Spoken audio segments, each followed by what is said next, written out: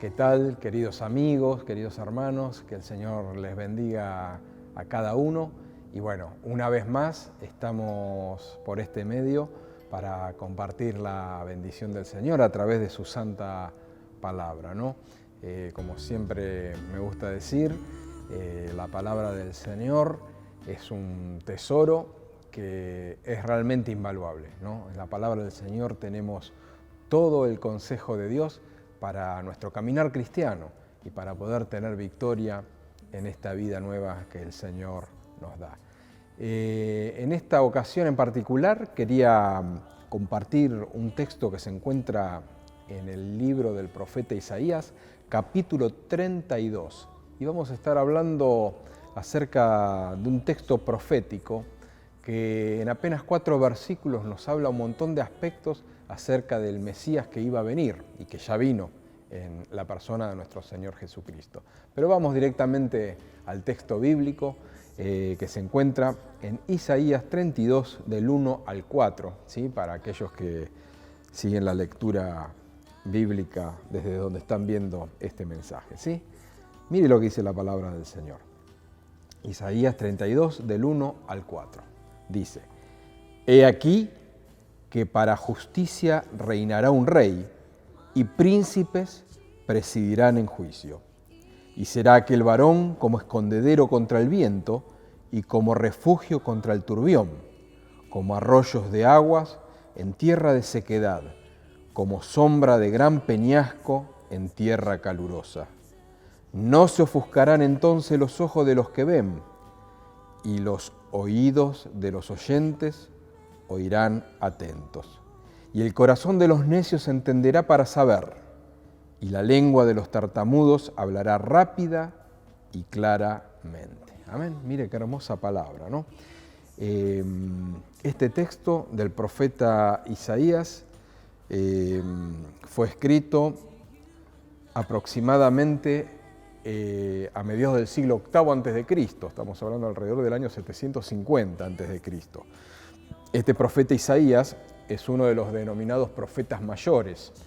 Y el libro de Isaías, que cuenta con 66 capítulos, muchos lo consideran como si fuera el Evangelio en el Antiguo Testamento, ¿sí? Es el libro profético que probablemente mejor y más detalladamente describe a la persona del Mesías venidero, el Mesías venidero para aquel entonces, ¿sí? El cumplimiento de la profecía que está tanto acá en Isaías como en otros profetas y en otros pasajes que anticiparon esta gloriosa primera venida del Señor,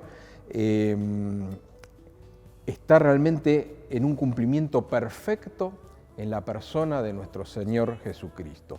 Y estos 4 versículos que acabamos de leer nos muestran aspectos maravillosos de nuestro Señor, que los vemos reflejados en la página de los Evangelios, en el Nuevo Testamento, y también son cosas gloriosas que podemos experimentar hoy en nuestra propia vida en cuanto que somos hijos de Dios, ¿no? Mire acá la palabra del Señor, empieza diciendo: He aquí que para justicia reinará un rey. ¿Este rey quién es?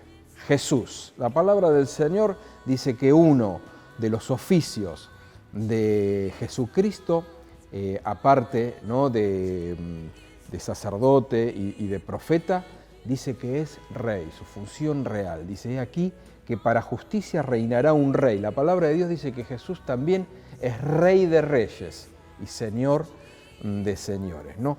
Ahora, este no es un rey cualquiera porque dice que reinará para justicia, ¿no?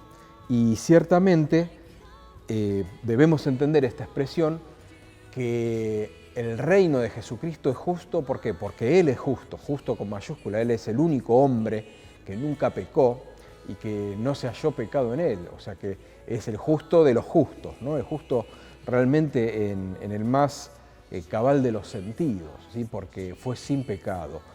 Y también es un rey de justicia porque desde el punto de vista de la teología bíblica, sabemos que a través de Jesús, de Jesucristo, y justamente de aquella justicia que Él tuvo, esa justicia es imputada a nosotros, que somos pecadores. Por eso somos declarados justos, por la justicia de Cristo. Por eso dice que es un rey de justicia, ¿no?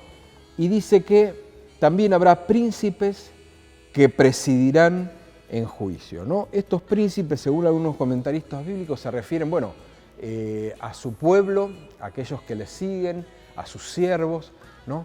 Y bueno, la palabra del Señor también nos habla en otros pasajes de que Él nos ha hecho reyes y sacerdotes, ¿no?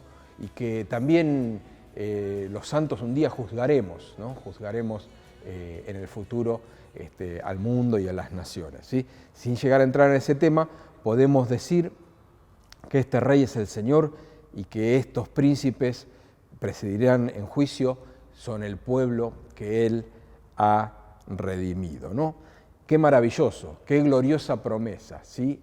Él hizo de aquello que no era un pueblo, hizo pueblo, hizo una nación, ¿sí? Y dice el versículo 2, ¿no? Dice, y será aquel varón como escondedero contra el viento y como refugio contra el turbión, como arroyos de agua en tierra de sequedad, como sombra de gran peñasco en tierra calurosa.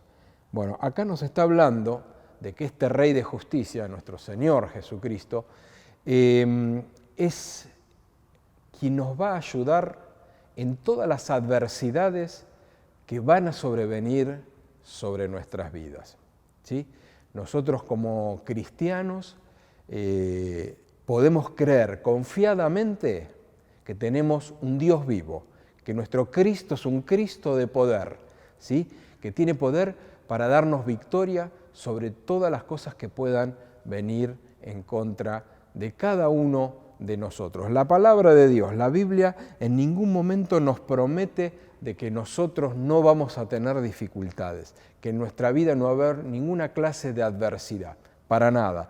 La palabra de Dios, al contrario, ¿sí? Nos dice que vamos a tener que enfrentar muchas pruebas y muchas dificultades, ¿no? Bien en la Escritura dice que muchas son las aflicciones del justo, pero dice que de todas ellas le librará el Señor. Mire qué hermoso, ¿no? Y acá es interesante ver la promesa que hace el Señor, ¿sí? Y hay una contraposición, fíjese, entre la primera parte del versículo y la segunda parte del versículo. Estamos hablando del versículo 2, ¿no? Dice que este varón será como un escondedero, ¿sí? ¿Un escondedero para qué? Para cuando vengan las adversidades, ¿sí? En su vida y en mi vida van a venir adversidades y este Rey justo, el Señor Jesucristo, va a ser nuestro refugio, va a ser nuestro escondedero, ¿no?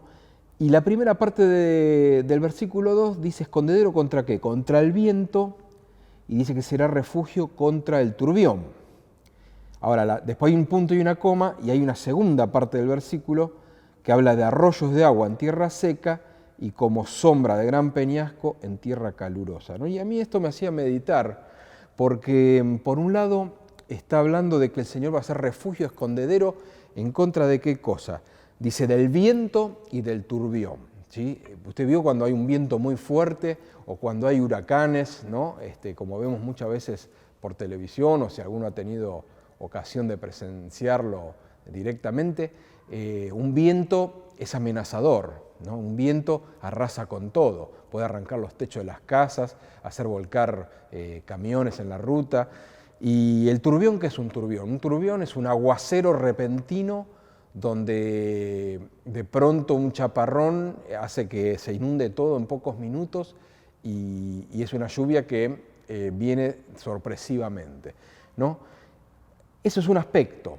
Ahora hay un punto y una coma y después es como que nos muestra adversidades totalmente distintas porque nos está hablando de arroyos, o sea, otra vez nos habla de agua, pero esta agua en un sentido positivo, ¿por qué? Porque está en medio de tierra seca, en medio de la sequedad, dice, y después habla de una sombra, pero una sombra buena, ¿por qué? Una sombra de una gran peña, de un gran peñasco, dice, en medio de una tierra calurosa. Entonces esto nos lleva a reflexionar, hermanos y amigos que están escuchando, que para el Señor no hay adversidad suficiente que pueda contra su poder. O sea, a nosotros nos puede venir una adversidad, ya sea en un sentido o en el sentido totalmente opuesto, totalmente contrario, pero en el Señor siempre vamos a tener refugio y siempre vamos a tener escondedero. ¿Por qué? Porque dice que si viene turbión, una tormenta de lluvia repentina y violenta, o un viento extremadamente fuerte, el Señor tiene refugio para nosotros. Ahora, si estamos en el medio del desierto, donde hace un calor insoportable, Él tiene también arroyo en tierra seca y tiene también un gran peñasco que proyecta sombra para que podamos tener frescor y refugio, ¿no? Entonces, pase lo que pase en nuestra vida, todo va a estar bajo el control del Señor. No tenemos que angustiarnos, no tenemos que desesperarnos, porque el Señor tiene refugio y tiene la salida y tiene la bendición preparada para cada uno de nosotros, venga la dificultad que venga, ¿sí? Ya sea un viento o una lluvia repentina o ya sea un sequedal y un calor insoportable. No importa el tipo de prueba, no importa el tipo de dificultad que tengamos que enfrentar, el Señor estará con nosotros, ¿no? Qué hermosa promesa, porque vemos que los hombres y mujeres de fe, tanto en la Biblia como a lo largo de la historia de la Iglesia, han tenido la victoria. Han tenido la victoria sobre todo tipo de adversidad, de dificultad, porque para Dios no hay nada imposible. El Señor mismo dice, ¿habrá algo difícil para mí? Ciertamente no lo hay. Vemos que el Señor realmente ha solucionado situaciones que parecían imposibles de resolver, ¿no? Dice el salmista, ¿no? Dice, alzaré mis ojos a los montes. ¿De dónde vendrá mi socorro? Mi socorro viene de Jehová, que hizo los cielos y la tierra. Después sigue diciendo, no dará tu pie resbaladero, ¿no? Y tantas promesas maravillosas. Hay otro salmo, ¿no? El Salmo 46, donde dice, Dios es nuestro amparo y nuestra fortaleza, nuestro pronto auxilio en las tribulaciones. ¿Se da cuenta? Entonces, todos los que conocemos al Señor hemos experimentado el refugio, la protección y la fortaleza que nos da el Señor. ¿Se da cuenta? Mire qué hermoso, ¿no? Tenemos ejemplos en el Nuevo Testamento con respecto a los discípulos del Señor, a los apóstoles, ¿no? Recordamos cuando estaba la multitud escuchando atentamente la palabra de Dios, y ya hacía tiempo que estaban en el Señor y no había que comer. Y no había que comer y desde la perspectiva humana parecía que no había solución. Sin embargo, el Señor hasta llegó a probar a sus discípulos más cercanos para ver qué fe tenían y para demostrarles quién era Él, ¿no? Realmente. Y bueno, le trajeron ahí apenas unos peces, unos pocos panes, y el Señor hizo que alcanzase para toda una multitud de varios miles de personas. ¿Se da cuenta? En otra oportunidad, los discípulos del Señor estaban en el medio del mar de Galilea, fueron sorprendidos justamente por una tormenta repentina, violenta, que hizo que tuvieran temor, y el Señor apareció caminando sobre las aguas y hizo que se calmaran los vientos. Otra vez iba también con ellos dentro de la barca y también reprendió el viento y se volvió a calmar otra vez la tempestad y las olas del mar. Y siempre el Señor tiene la salida. Para el cristiano no hay derrota, no hay fracaso, porque aún la misma muerte fue vencida por nuestro Rey, por este Cristo glorioso en quien nosotros creemos. ¿Se da cuenta? Entonces siempre nosotros vamos a tener refugio en aquel que murió por nosotros, en Cristo Jesús. ¿Se da cuenta? Sigue diciendo el versículo 3, ¿no? Y acá pasa otro aspecto, ¿sí? de este Rey venidero. No nos olvidemos que estamos en un texto del Antiguo Pacto, del Antiguo Testamento, 750 años antes del nacimiento de Cristo, pero que señala con tanta precisión, ¿no? Las cosas propias del reino de Dios y del nuevo pacto, ¿no? El versículo 3 dice, no se ofuscarán entonces los ojos de los que vean y los oídos de los oyentes oirán atentos, ¿no? Esta es otra promesa que nos da acá el Señor en su palabra, porque como bien dice el Señor Jesús en en Lucas capítulo 4, ¿no? Versículo 18, que Él ha venido a dar vista a los ciegos. Y justamente el Señor, cuando dice que ha venido a dar vista a los ciegos, ¿no? y a dar buenas nuevas a los pobres, ¿no? y a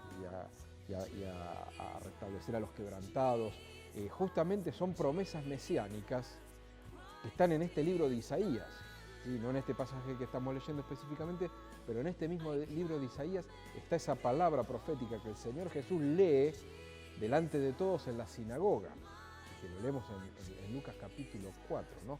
Entonces, esto de que no se ofuscarán los ojos de los que vean, significa que vamos a ver claramente en un sentido espiritual. Jesús mismo dice, yo he venido a dar vista a los ciegos, ¿sí? A los ciegos. Jesús ha sanado a muchos ciegos, ciegos en cuanto a lo natural, en cuanto a su incapacidad de ver por tener alguna dificultad en sus órganos visuales. El Señor sanó ciegos durante su ministerio terrenal y ha habido muchos testimonios de ciegos que recibieron la vista aún en tiempos actuales, en tiempos contemporáneos. Pero la ceguera más importante que Jesús viene a sanar es la ceguera espiritual. Dice que el Señor, ¿no? Dice que hará que no se ofusquen nuestros ojos. ¿Por qué? Dice, porque ha venido a dar vista a los ciegos. Usted y yo, antes de conocer a Cristo, éramos ciegos. Si usted todavía no conoce a Cristo, aunque ve, tal vez todavía no ve lo que espiritualmente el Señor quiere que usted vea. ¿Se da cuenta? Entonces, no se ofuscarán los ojos. Vamos a ver claramente las cosas espirituales que el Señor quiere que nosotros veamos y que conozcamos, ¿no? Como le dijo Dios al profeta Jeremías, ¿no? Dice, yo te enseñaré cosas grandes y ocultas que tú no conoces. El Señor tiene revelaciones maravillosas para que nosotros veamos con nuestros ojos espirituales con respecto a la gloria del Señor. ¿Se das cuenta? Y también dice que se va a oír, ¿no? Los oídos de los oyentes estarán atentos, ¿no? ¿Por qué? Dice la palabra del Señor que en varios pasajes de los evangelios, que la gente se sorprendía de la prédica y del mensaje del Señor Jesús porque dice que Él enseñaba como quien tiene autoridad.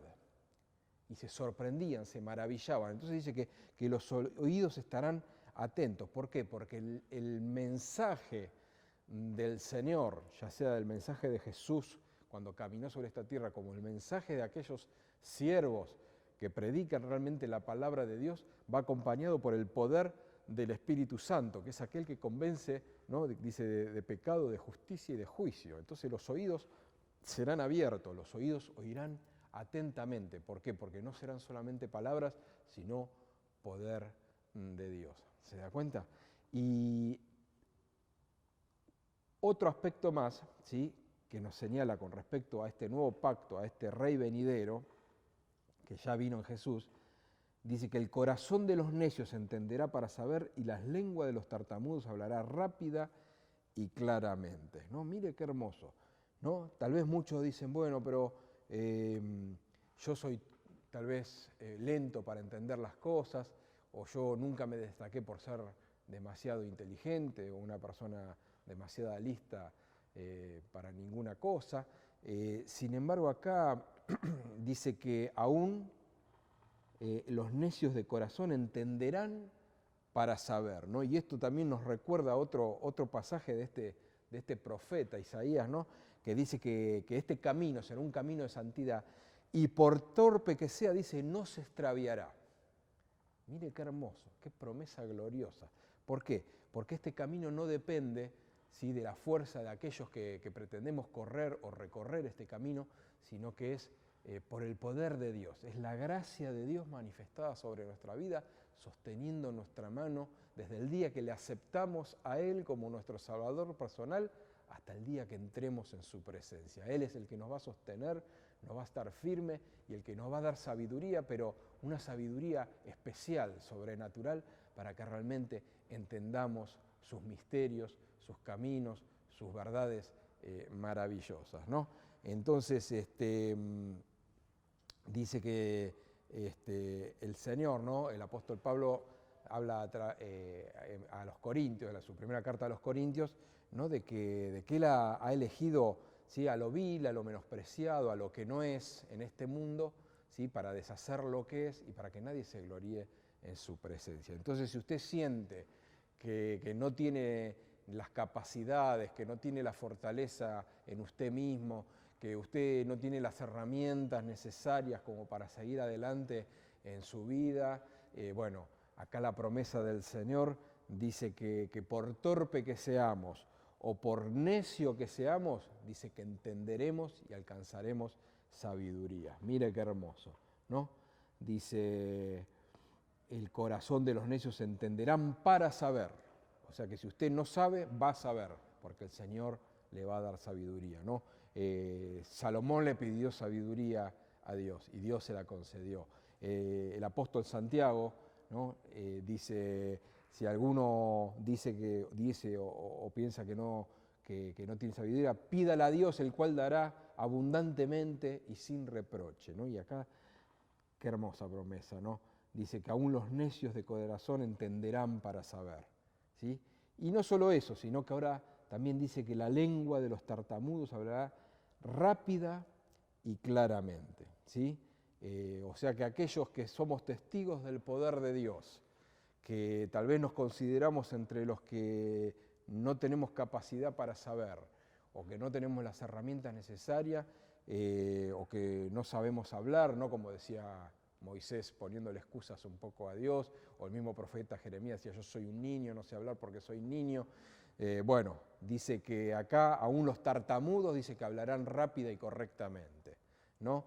O sea que usted y yo, por más allá que no tengamos habilidades para expresarnos o de oratoria, si somos testigos del poder de Dios, el Señor nos va a dar palabras, ¿no? Como dice en los evangelios, dice, el día que os lleven a las sinagogas o a los tribunales, no penséis que habréis de decir, porque el Espíritu Santo os dará en ese momento qué habréis de decir. Nos está hablando de algo sobrenatural, de algo poderoso de parte del Señor, ¿no? El apóstol Pablo mismo, siendo un hombre tan preparado, ¿no? En cuanto a la cultura griega, en cuanto a la ley de Dios, a la ley judaica, era un hombre realmente erudito y con una gran cultura. Sin embargo, él mismo decía que nuestra competencia no venía de él mismo. Dice que la competencia, la competencia significa las capacidades que él tenía como apóstol, él y sus consiervos, no era de ellos mismos, sino que era de Dios. Así que si usted quiere testificar de Cristo y usted quiere hablar de la verdad de Dios, sepa que el Señor, por su Espíritu Santo, aún siendo tartamudo, con dificultades, el Señor aún en esa situación va a poner palabra y como dice acá, dice que hablará rápida y claramente, ¿no? Entonces, hermano, hermana, fíjese acá en 4 versículos tenemos una descripción con distintos aspectos de este glorioso camino, de este Mesías que en aquel momento cuando fue dado este mensaje por el Espíritu de Dios al profeta Isaías, iba a venir, pero ya tuvo cumplimiento y tiene cumplimiento en este nuevo pacto, ¿sí? Fíjese que hablamos de un rey de justicia que ya vino, y mostró sus milagros, sus maravillas, y aún murió en la cruz del Calvario. ¿Para qué? Para pagar el precio de nuestros pecados y que para que nosotros, por medio de la fe en Él, en Jesús y en su sacrificio que hizo en esa cruz, podamos ser salvos y alcanzar vida eterna. Este es el Rey y este es el Rey de Reyes y Señor de Señores que se ha de manifestar muy pronto, ¿sí? Creemos que el Señor realmente viene pronto para buscar a su iglesia, ¿no? Nos habla de las adversidades. Vimos 2 tipos de adversidades, ¿no? El versículo 2 que se dividía en lluvia y turbión por un lado y en sequedad y calor por el otro. Para Dios no hay nada imposible. Está pasando por una prueba, por una dificultad, en Dios está la victoria. Si hay alguien que me está escuchando que todavía no conoce a Cristo, que todavía no está en los caminos de Dios y está en angustia, está en desesperación, sepa que para Dios no hay nada que Él no pueda revertir, que que Él no pueda sanar, que Él no pueda solucionar. Venga Cristo confiadamente y el Señor le va a dar la victoria, como nos dio a tantos un día creímos en Él, ¿no? Y vimos después que Él, ¿no? Abriría nuestros ojos espirituales, nuestros oídos espirituales para recibir las cosas de Dios más allá de nuestras limitaciones, y también el Señor dice que nos va a dar poder. ¿Para qué cosa? Para que por muy torpe que nos sintamos, podamos ser sabios en Él, una sabiduría espiritual, una sabiduría de lo alto que nos va a dar la victoria para alcanzar todas aquellas cosas que nosotros necesitamos en esta vida. Bien dice la palabra del Señor: buscad primeramente el reino de Dios y su justicia, y todas las demás cosas os serán añadidas. O sea que para el Hijo de Dios están todas las provisiones, ¿sí?, para nuestras vidas. Es un Dios providente, un Dios que no le hace faltar nada a ninguno de sus hijos. Entonces, qué maravilla que este profeta, tantos siglos antes de que se manifestara el Señor Jesucristo, ya anunciaba claramente distintos aspectos de esta salvación tan grande y tan maravillosa. Por eso, hermano, hermana, que está caminando con el Señor, nosotros que ya hemos creído, agarrémonos de estas promesas. Nuestra confianza no está en nuestra propia fuerza ni en nuestra propia sabiduría, sino en la gracia, en la misericordia y el poder de Dios a favor nuestro. Y si hay alguien que todavía no está caminando en los caminos del Señor, entregue su vida a Cristo, acéptelo como su Salvador personal y Él tomará control de cada área de su vida en la medida que usted se lo permita. Y el Señor, con su poder soberano, glorioso, le va a mostrar estas glorias, estas cosas maravillosas que acá nos describe su santa y bendita palabra. Nosotros creemos en un evangelio integral, ¿sí? Todo el ser humano tiene que estar bajo el señorío de Cristo, su vida económica, su salud, su vida familiar, sus afectos, su trabajo, todo tiene que estar puesto en la mano de Dios.